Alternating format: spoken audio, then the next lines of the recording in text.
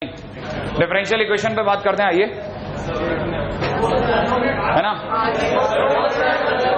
दूर दूर तक नहीं। हाँ भाई, डिफरेंशियल इक्वेशन में पहले मैं आपको फटाफट से लिख लो आप, ठीक है ना। एन इक्वेशन, हाँ भाई चलो ना आगे चलो।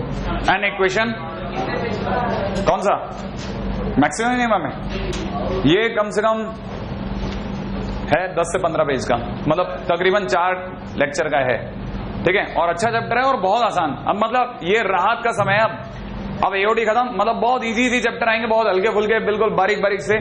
आपको लगेगा यार कूल हो गया मैं, अब मैं कूल हो गया, बिल्कुल मेरे से अब सब कुछ बनता है, मेरे को दिखता है सब, दूर तक से सारी चीजें दिखेंगी अब आपको, ठीक है। एकदम से वो जो बीच के अंदर एक हैवी एयर चालू हुई थी ना, खत्म हो जाएगी, देखिए फटाफट, है ना। पहले मैं बताता हूँ डिफरेंशियल इक्वेशन क्या होता है ना।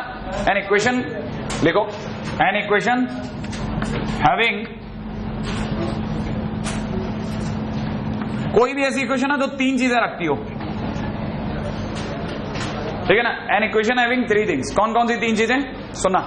पहला इंडिपेंडेंट वेरिएबल,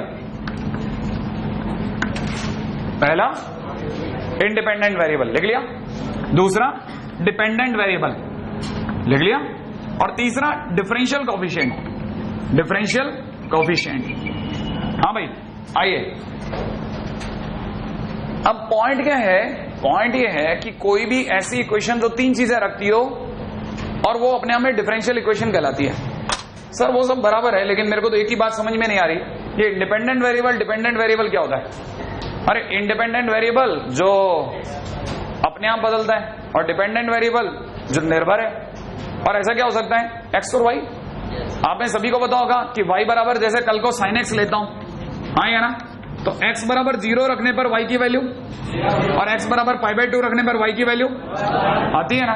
माने x अपनी मर्जी से बदलता है और y को x की मर्जी से, तो x अपने आप में इंडिपेंडेंट हुआ और y अपने आप में इंडिपेंडेंट। अरे तो सॉरी यूं कह दो ना कि इंडिपेंडेंट वेरिएबल माने x और ये माने y, वही लिख देना x और y। मैंने कहा हाँ वही लिखना था, लेकिन फिर आपको फील कैसे आती कि नहीं साहब चैप्टर कोई दमदार चालू है, ठीक है ना। ऐसा कोई भी इक्वेशन जिसमें x हो y हो, ऐसा कोई भी इक्वेशन जिसमें x हो y हो।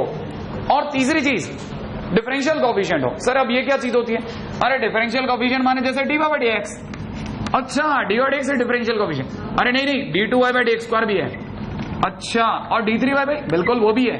तो सर फिर तो सारे होंगे ना। हाँ, इसीलिए एक ही शब्द में सबको बताना था, सिर्फ d/dx बोलता तो अच्छा नहीं लगता। डिफरेंशियल कोएफिशिएंट माने ये सब। तो अच्छा आप ये कहना चाहता हूं कि कोई भी ऐसी इक्वेशन जिसमें x हो y हो और डिफरेंशियल कोएफिशिएंट हो, अपने आप में डिफरेंशियल इक्वेशन बन जाएगी। मैंने कहा हाँ, मैं कुछ हद तक ये भी कहना चाहता हूं। और इवन अगर भाई तो मैं ये कहना चाहता हूं तो एक आधी कोई एग्जांपल भी रख के दिखा देता हूं।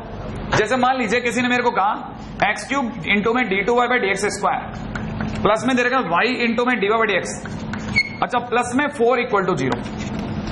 अच्छा सर ये एक डिफरेंशियल इक्वेशन है, हाँ क्योंकि इक्वेशन जैसा है ना, इसमें x भी है, y भी है, dy/dx भी है, d2y/dx² भी है और 4 भी है। सर लेकिन आपने 4 के बारे में नहीं बताया था, कांस्टेंट भी होगा। जो चीज नहीं बता रखी वो भी अपने आप कुछ मान के चलेंगे, 4 बार तो होगा ही होगा। कांस्टेंट तो कहीं भी लग जाता है ना इक्वेशनों के अंदर, याद है ना। तो x और y की इक्वेशन में x + y = 4 भी तो लेते हैं, तो 4 बिना बताए तो लेते हैं। इक्वेशन तो x और y की होती है। अच्छा ये मतलब ये ऐसी एक डिफरेंशियल इक्वेशन होती है। मैंने कहा नहीं ये पूरा मत समझना। अगर कल को ऐसा भी होता x³ इंटू में d2y/dx², ठीक है ना, बराबर में अगर कल को sin y भी होता और 4 नहीं होता तो भी चलता, मतलब कांस्टेंट नहीं हो तो भी चलेगा, हाँ कांस्टेंट नहीं हो तो भी चलेगा।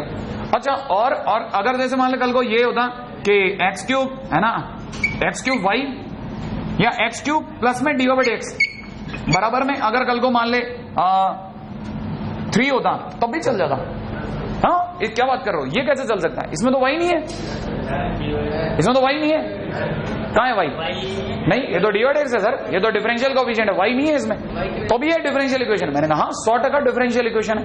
क्यों, आप एक बात बताओ, x = 4 के अपने आप में वेरिएबल की इक्वेशन नहीं है क्या, है उसमें तो y नहीं होता। अच्छा मतलब ये कि ये जो इंडिपेंडेंट, ये डिपेंडेंट और इंडिपेंडेंट जो आपने बोल रखा है x और y, इनमें से कोई हो ना हो चलेगा। मैंने कहा हाँ बिल्कुल ये चलेगा, लेकिन अगर भाई तो dy/dx नहीं हो मान लो अगर कल को dx नहीं हो फिर नहीं चलेगा, क्योंकि हमारी पूरी कहानी किस पे है? डिफरेंशियल पे। नाम ही डिफरेंशियल इक्वेशन है। ऐसी इक्वेशन जिसमें डिफरेंशियल कोफिशिएंट ही नहीं होगा कैसे चलेगा? इसका मतलब ये एक डिफरेंशियल इक्वेशन है, चलेगा चलेगा चलेगा, लेकिन अगर dx नहीं हो तो नहीं चलेगा। माने ऐसी कोई इक्वेशन जिसमें पूरी कहानी में जैसे d2y/dx², ठीक है ना, का होल स्क्वायर माइनस का 3d/dx, ठीक है ना, और बराबर में 4 लिखा हुआ है, जैसे किसी में x और y नहीं है, तो हम इसको अपने आप में डिफरेंशियल इक्वेशन मानेंगे? बिल्कुल 100% मानेंगे। इसमें तो x और y दोनों भी नहीं है। बिल्कुल, मैंने आपको पहले कह दिया, ये आए तो वेलकम, नहीं आए तो भीड़ कम, ठीक है।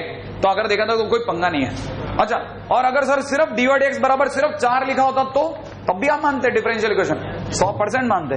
तो फिर सर कब नहीं मानते ये बता दो आप, खुलेआम, है कि नहीं? मैंने कहा अगर कल को d/dx बराबर में 4 ना लिख करके a दे दिया होता तब मैं रोक देता। एक मिनट, ये नहीं चलेगा। क्यों नहीं चलेगा? ये कांस्टेंट है ना सर। मैंने कहा नहीं, ये कांस्टेंट नहीं है, इसका नाम है आर्बिट्रेरी कांस्टेंट, और हम आर्बिट्रेरी कांस्टेंट नहीं चलाते। नहीं साहब, बिल्कुल नहीं चलेगा। क्यों आर्बिट्रेरी कांस्टेंट? कैसे?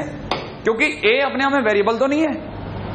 आर्बिट्रेरी कांस्टेंट क्या होता है? अब याद कर दो बच्चे, सर ये नाम तो सुना हुआ है, जो अपन लोगों ने इंटीग्रेशन में, इनडेफिनेट इंटीग्रेशन में जो सी पढ़ते थे ना, याद है? जो एक्चुअल में होता कांस्टेंट था परंतु उसकी वैल्यू बदल सकती थी। तो एक ऐसा कांस्टेंट जिसकी वैल्यू बदल सकती है वो अपने आप में आर्बिट्रेरी कांस्टेंट है, दैट इज नॉट अलाउड, क्योंकि वो न तो पूरी तरह कांस्टेंट है न पूरी तरह से वेरिएबल, और बीच के आदमी को हम पसंद नहीं करते ना है कि नहीं? आर्बिट्रेरी कांस्टेंट नहीं चलेगा, ठीक है, ये नहीं चलेगा। परफेक्ट हो जा, 4 हो जा या y हो जा, चलेगा। कहानी तक पकड़ में आई? बिल्कुल, बहुत आसान सी कहानी है। तो आपको ये तो समझ कि डिफरेंशियल इक्वेशन कब है और कब नहीं है। इजी है कि नहीं? अब अगर ये डिफरेंशियल है तो हम लोग 2 चीजों के बारे में जानेंगे, ठीक है ना, और उनका नाम है ऑर्डर एंड डिग्री, और वो हम लोग कल से पढ़ लेंगे।